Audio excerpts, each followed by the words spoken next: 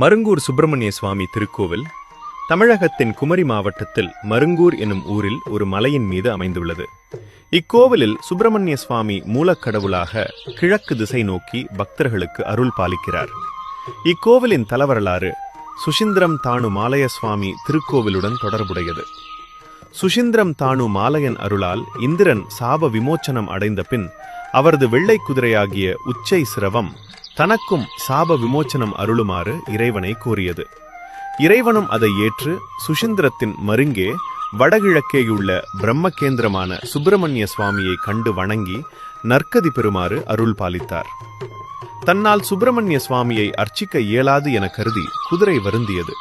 எனவே தானு மாலையன் சுனந்தனையும் உடன் அழைத்துச் செல்லுமாறு அறிவுரை சொல்கிறார். அதன்படி குதிரை சுப்பிரமணியரை வணங்கி சாப விமோச்சனம் அடைகிறது.